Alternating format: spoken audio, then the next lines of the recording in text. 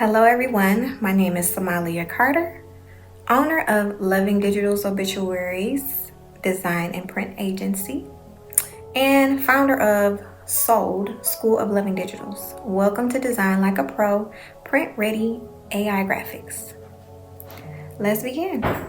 This class is about closing the gap between creating something that looks good on a screen and creating something that is actually ready to be professionally printed. AI has made design more accessible than ever. You can describe an idea and have artwork created in seconds. Graphic designers aren't the only one using it. Some people have figured out how easy it is to use and figured they can save some money. Trust me, I get it. I love a good discount. But what's most important is that if you're using it, let's make sure it looks good and is transferable. Keep this in mind, AI creates the artwork. It does not replace the knowledge needed to prepare that artwork for production. Throughout this class, I'm going to show you the details that matter before you send a file to a printer. My goal is that by the end of this class, you will understand what to check, what to ask for, and how to communicate better with both AI and your printer. AI isn't always print ready. One of the biggest mistakes I see is assuming that because an AI image looks beautiful on a phone or computer, it is automatically ready to print. It isn't. Many AI-generated images start with relatively limited pixel dimensions. A 1024 pixel image may look incredibly sharp on your phone because the screen is so small. But if you try to turn that same image into a large poster, banner, or other printed product, those pixels have to stretch across a much larger area. That's when you can start seeing softness, blurriness, and visible pixelation. So before you build an entire design around an AI image, check its actual pixel dimensions and think about the final size you intend to print. A tip from me, always check the dimensions before designing for print. Do not wait until the entire project is finished to discover that your main image is too small. What is DPI?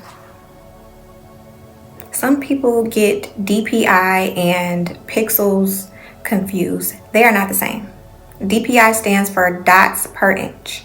In plain English, imagine I give you 72 Lego blocks to create a picture of a face. You might be able to tell it's a face, but you won't see much detail. Now, if I give you 300 tiny Lego blocks to create the same size picture, you can make the eyes, the eyelashes, lips, and all the little details. That's basically what happens with DPI. More dots packed into the same inch gives the printer more information to work with. A lower resolution image has less detail available. As resolution increases, more detail can be reproduced within the same physical space. So you may hear numbers such as 72 DPI, 150 DPI, and 300 DPI. For many standard professional print projects, 300 DPI is the final print size. It's the final print size target. Next is color, RGB versus CMYK, CMYK.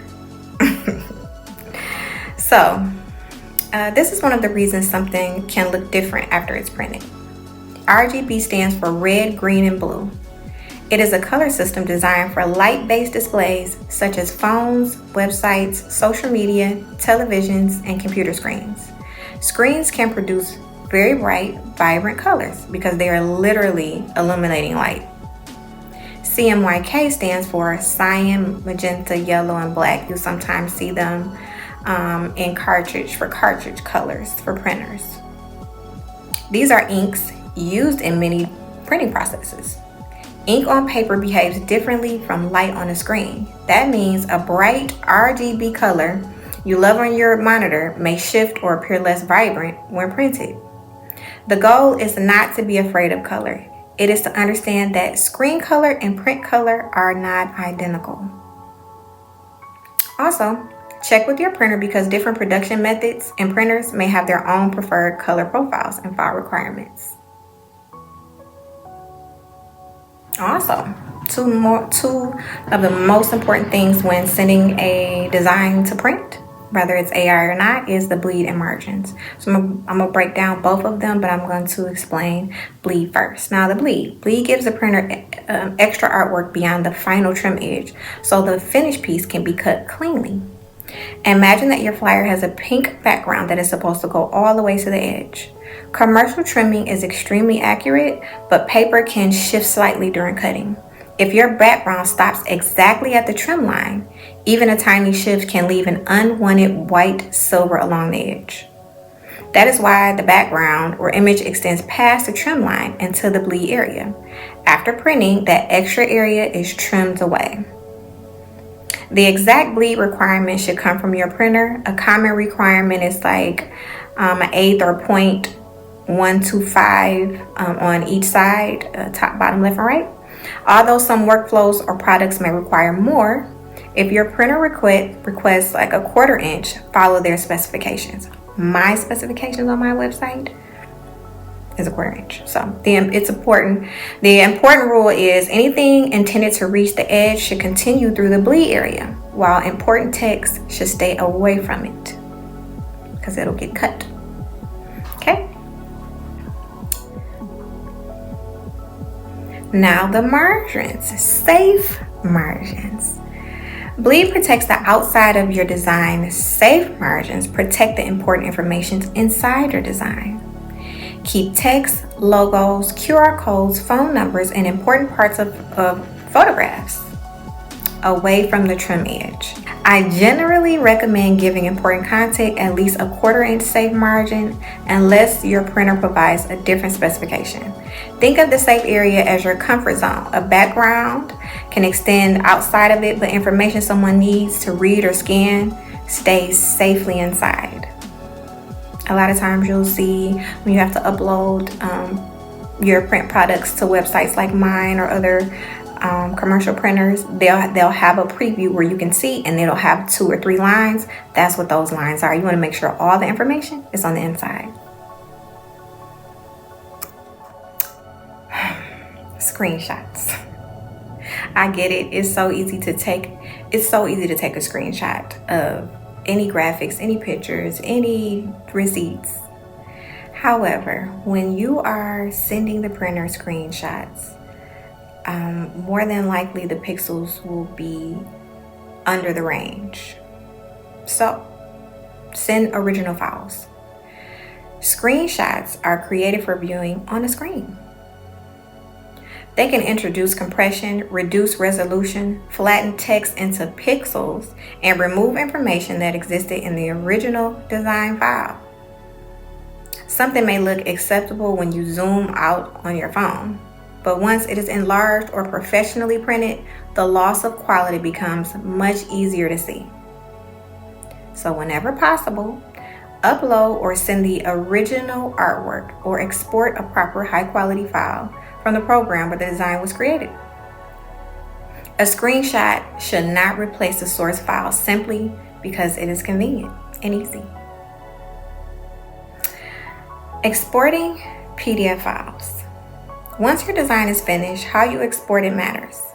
For many print layouts, a high-quality print PDF is an excellent choice because it can preserve the document's dimensions, quality, vector elements, and other important information. A high-quality JPEG can also be appropriate for certain single-page image-based projects like flyers and business cards, depending on your printer's request. But before exporting, check the final dimensions, image resolution, color settings, bleed requirements, and quality settings. Do not automatically choose the smallest file size just because it uploads faster. Most importantly, ask your printer what forms they prefer. Print ready means the file matches the production requirement of the company actually printing it. Transparent PNG files. PNG is especially useful when you need transparency. Think about a logo that needs to sit on a colored background without a white box around it, a watermark placed over a video, or graphic overlay. Those are excellent uses for a transparent PNG. But transparency does not automatically make PNG the best format for an entire print project. For multiple page documents, brochures, magazines, and many complete print layouts, a proper prepared PDF is usually a more practical final delivery format. So remember a tip from me: transparency is a feature. It is not a substitute for correct dimensions, sufficient resolution, proper color preparation, bleed, safe margins, or the file format requested by your printer. Oh, my favorite. What your printer needs. Help your printer help you. The more complete the information is when you submit an order, the fewer questions have to be answered before production can begin. Provide the correct file, the final print size, quantity, paper or material selection required bleed, and any finished instructions such as folding, cutting, binding, lamination, or other special production details. Make sure your contact and order information is correct as well. Printers do not want to guess what you intended. Clear information reduces mistakes, unnecessary revisions, and delays. Complete information equals a smoother production process. Trust me. Introducing the print method, something I thought of to make you remember how to prompt AI for projects. I call it P.R.I.N.T. P is project. What are you creating? A flyer, business card, banner, brochure, a poster? R is resolution. What quality does the finished project require? For many standard projects, we may be targeting 300 dpi at a final size, but sometimes you have to go larger for banners. I is inches. What is the final physical size? AI needs more information than just make a flyer. Tell it whether you're planning for a 4x6, an 8.5 by 11, a 24 by 36, or another size. N is needs. What technical requirements should be considered? This can include bleed, safe margins, color mode, transparency, typography, or the intended export format. And T is theme. What should the design look and feel like, and who is it for? Include the audience, colors, mood, style, and overall aesthetic. Before you prompt AI, think print, project, resolutions, inches, needs, and theme. Now let's put the print method into practice. Our project is a flyer. Our target resolution is 300 dpi. Our final size is 4 by 6 inches. Our needs include CMYK, oriented print preparation, and a 0.125 inch bleed and a 1/4 inch safe margin. Our theme is a modern upscale bakery. Notice how much information we have before we even start writing the final prompt. Instead of asking AI to guess the project size, production needs, and aesthetic, we have already made those decisions. Now we can prompt AI with purpose. So now we have a guide with the print method. We can discuss the basic prompt versus professional prompt. Now look at the difference between these two prompts. The basic prompt says create a flyer for a local bakery advertising fresh cupcakes. AI understands the general subject, but almost everything else is left for the system to guess. Size, resolution, target, style, layout, bleed, safe area, audience, and hierarchy. The professional prompt gives AI direction. This doesn't mean that AI will perfectly execute every technical print specification. It just means we have given it a much better creative brief. So, our final print ready checklist. Before you hit upload, stop for a final quality check. QA, quality analyst. First, confirm the final dimensions. Then check the image resolution at the final size. Confirm that the color mode or profile is appropriate for your printer and production method.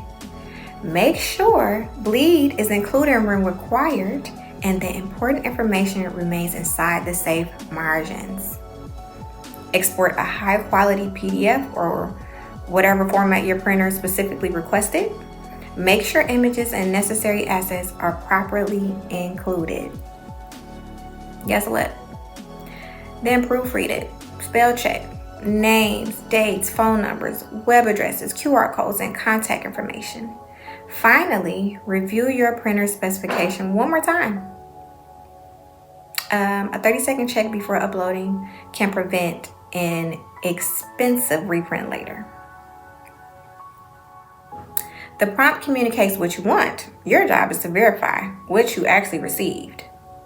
And whenever you're building a print project with AI, remember the PRINT method: project, resolution, inches, needs, and theme. That framework gives AI better direction and gives you a better starting point for professional design. If you'd like to learn about the business of obituaries, I teach a class. You can register at www.soldonschool.com. School is spelled SKOOL. Thanks again. All right, so let's start our prompt. We're going to create a flyer, and we're going to make it a 300 dpi resolution with a 1/4 inch margin. It's not spelled correctly on there. It's MARGIN. But we're gonna keep it moving. 0.125 bleed. It is a size 4.6, 4x6. And the brand of the company, the brand's name is Carter Real Estate Company. Okay. And let's make it classy and a modern feel. We want to use and mention the aesthetics. So the colors are beige, brown, and white. Okay. We're also going to create a logo, because why not? Put a logo on there for them. And then while ChatGPT is thinking, I'm going to give you a suggestion. Instead of every time trying to remember the prompt, copy it to your notes. Okay?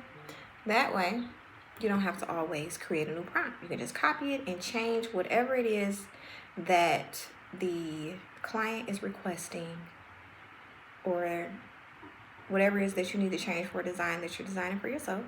If it's a different size, or if it's a different aesthetic, if it's a different brand, but you'll still have an idea of what you need to exchange from that prompt, right? So if a flyer is already there, you know, okay, well, it's not a flyer. Let me change it to business card, or let me change it to poster board, right? Make sense? Okay. So now, ChatGPT, sometimes it takes a long time. I think because I added a logo on there and had to create something else instead of just the flyer, it's taking a while. But still, the time that we're waiting for it to create this entire flyer, trust me, you're going to save time and you're going to save money. So let's see what it comes up with. And there it is. Now, let's scroll down a little bit. Now that looks like a professional flyer. And guess what? The controversial, I don't like how ChatGPT flyers look. That does not look like a ChatGPT flyer. You cannot tell because the prompt was professionally input. So there are some other things on ChatGPT that are new and evolving. As you can see, this flyer, the margins are good. It's print ready. All you have to do is upload this to your local printer and you'll be good. And then for the back side, if you wanted to add more information. So something cool about the ChatGPT is you can make this flyer, and instead of asking it to go in and changing the size and putting the prompt in, you can change the size with the aspect ratio. So now we're changing this to a 4x4. So if I wanted to use this, or if I wanted to provide several mock-ups for my client, I would just ask it to change the aspect ratio to the size of the social media requirements, like a 4x4 would be for an Instagram post, and then it'll create it. Like boom, bam, boom. So I'm excited because it makes my job a lot easier, and it's gonna make your job a lot easier if you use it correctly. You know, stand out. You know, we don't want people to know they're using ChatGPT flyers, do we? You know, but hey, all right, and that's all. Thank you so much. I appreciate you coming. Don't forget to subscribe and like. I need more subscribers, guys. I'm new to this, but listen.